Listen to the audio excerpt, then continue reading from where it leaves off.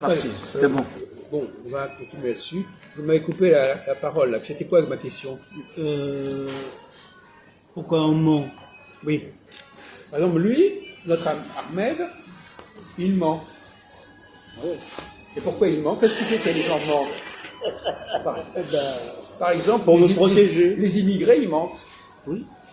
Ils mentent parce qu'ils veulent pas ils veulent pas qu'on sache d'où ils viennent, ils veulent pas qu'on sache qu'ils sont pas français. Comme a dit notre ami l'autre jour, ils imitent. Imiter, c'est une façon de mentir, imiter. C'est une façon de tromper les autres. Donc, quand on n'est pas content de ce qu'on est soi-même, eh bien, on a tendance à mentir. Et vous, je suis sûr que vous mentez aussi, quelque part. Mais les hommes, les politiques aussi. Hein.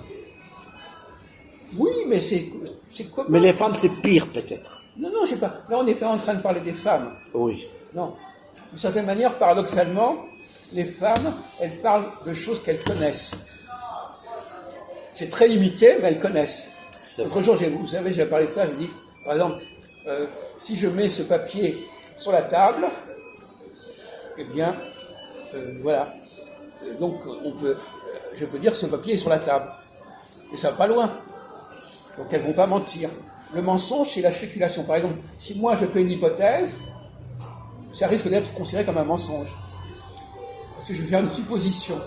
Et une supposition, ça ressemble quelque part à un mensonge.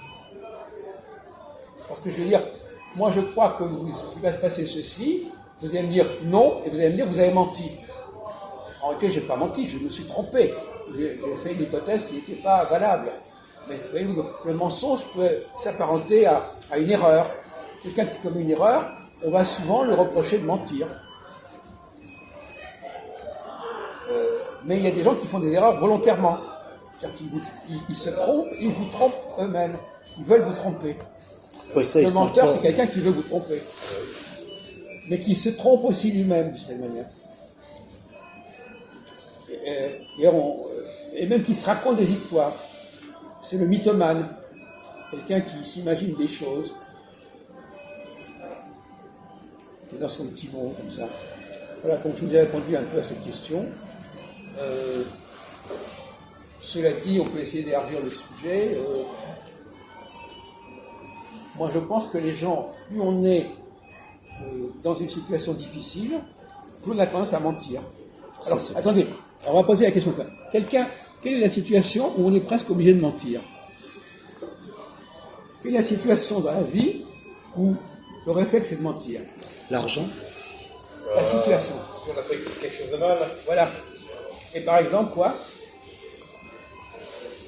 Si vous avez quoi? Par exemple.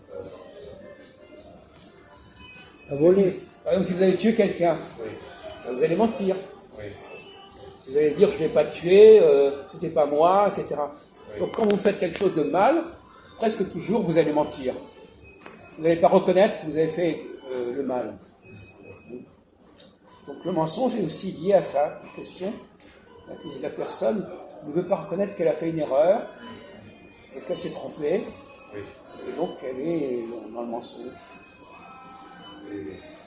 Et dans les films policiers, dans les romans policiers, on le voit tout le temps, le criminel au départ il nie toujours, puis il attend qu'on lui prouve qu'il a bien fait ça. Qu'est-ce que vous pensez de Jésus là, quand il a dit que certaines personnes ont le diable pour père et que le diable c'est le père du mensonge? Ouais, là, il parle de la Bible. Qu'est-ce que vous en pensez de ça? On peut toujours dire qu'on peut toujours mettre le diable à toutes les sauces, c'est pas un problème. On peut toujours dire que telle chose. D'ailleurs, l'attentasse, qu'est-ce que c'est le diable? Moi, je m'intéresse beaucoup au diable, effectivement. C'est quoi le diable? Non, mais j'ai compris, mais c'est quoi le diable? Est-ce que vous savez que ça veut dire en français faire la part du diable? Faire la part du diable, c'est normal.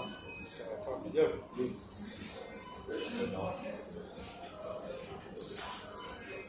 Non, mais il faut bien reconnaître que, de toute façon, ce qui est bien pour un groupe est mal pour un autre groupe. Je viens de voir un film, là, Rien à perdre, qui est fait par une femme. les films faits par des femmes, c'est très particulier. Les gens n'arrêtent pas de crier. Dans les films de femmes, ils n'arrêtent pas de crier. Ah oui. C'est les bruits. Non, il faut crier parce que ça fait du bien de crier. Ça fait du bien de déballer. Donc quand elles font des films, elles mettent ça en scène en permanence. Allez voir ce film, c'est extraordinaire. L'autre jour, c'était pareil. C'est des films où il y a une très grande liberté, on se défoule, on déballe, Comment il s'appelle le film? rien à perdre. Rien à perdre. On va aller le voir, Valentin. Oui, vous verrez, mais il faut être une femme pour supporter ce film quelque part. Ah bon? Ben oui, parce que les gens lancent tellement de choses, c'est tellement agressif au niveau de la parole, que pour un homme qui est un peu sensible, c'est pas supportable. Alors qu'une femme va le supporter. Les femmes peuvent supporter beaucoup plus de choses au niveau de la parole que les hommes.